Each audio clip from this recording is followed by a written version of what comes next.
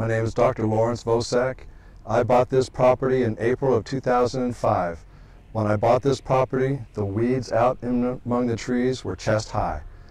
Over this past 6.5-year period, I've gone through and I've graded the property, I've removed all the weeds, pruned all the trees, fixed all the irrigation, rebuilt water wells. I've completely gutted the house out and rebuilt the house. Everything in it is new. New windows, new air conditioning, fireplaces were done. Everything in the house is new. It's a brand new house. We built all of this with the intentions of one day moving out here because it was so quiet and so nice and peaceful. But let me show you the reason why I now am stuck with this property, that I cannot refinance it and I cannot sell it. This stake right here, placed by Gray Services, is an intention that they want to drill for oil or gas on my property. This stake is approximately 263 feet from the corner of my house.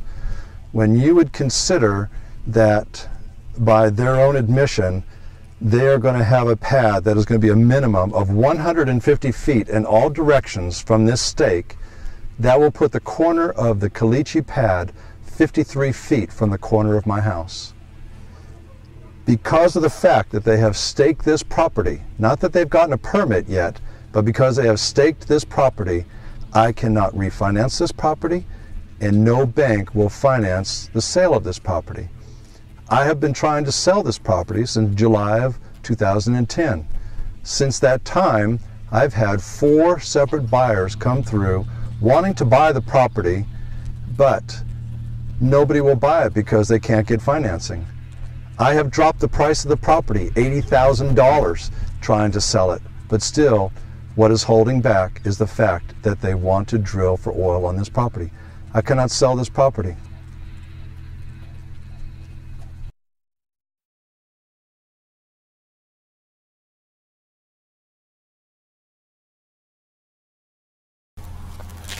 I had called Ellis Gray and I asked him about the placement of the stake on the land, because in August of 2010 they had come by and spoken to me, and I was initially told that they were going to put the well hole out by the corner of the property, the farthest they could be away from the house.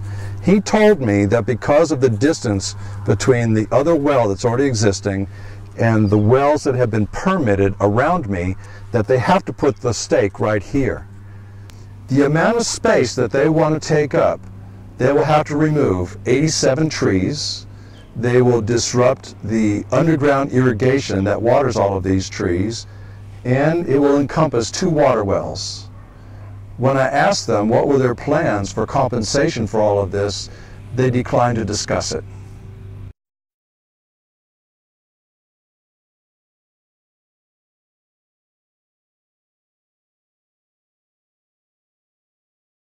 The caliche that's used out here has silica in it, and when that wind blows, it blows all that caliche containing silica in the air, and when it hits the leaves of these trees or any other plants, it cuts those leaves. It will wind up killing these trees. Not just the area where they're going to take over, but the area that's all around me. All the rest of my trees, they'll all die. As a physician, would you say that it's safe for the residents of Gardendale to be breathing silica dust? Absolutely not. Absolutely not. It's not only that. A friend of mine lives right across the street, right next to a well that's up there on Astor, and they put tanks up there, started drilling. The smell coming off of that was so strong and permeated inside his house, they had to leave the property and go move into town. They cannot occupy their house because of the smell. So it's not just the fact of, the caliche blowing and people breathing that in, whatever gases are flared off. It's the odors coming off of the well, the odors coming off of the tank batteries that are dangerous to people's houses. Right now, I can smell the H2S out here. The wind is blowing from the south, and that's right over where that well is. I can smell it coming in. Now, you could say that it's not a concentration high enough to make somebody feel ill or make them feel sick. What about the quality of my life? Why would I enjoy being out here if I have to tolerate that smell all the time? Why would I About say? the long-term health effects. We don't know. We don't know. It's just like, as a physician, I see patients at hospice house and in the hospital, and I cannot explain why I believe there's an increased concentration of cancer in this area. People who are in their 30s and 40s coming down with cancer and dying. Now you could just say, well, that's just kind of the nature of people, that they will come down with cancer and die. The 16 years that I have lived here in this area, I've never seen a concentration of cancer like I have in this area, but yet try to prove it. Try to prove that the drilling that is all around our area here, how that's contributing to it. You can't prove it. You can't. I do have another question for you.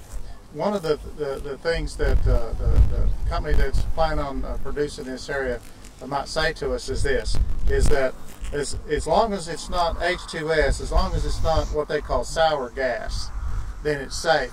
But sweet gas, it has methane in it. Is methane a safe gas for children to breathe? Methane is not a safe gas. We know that in areas close to schools where there have been landfills and there was methane coming up from that abandoned landfill, that the children in the schools were getting sick. So they would put a pipe in the ground and they would flare off that methane that was there. Methane is not something that we should naturally be breathing, neither any of these other gases. I'm not saying that the person who owns the mineral rights should not have access to their minerals. They have rights too. But I find that what they're doing and the way that they're proceeding are also infringing on my rights and infringing on my quality of life.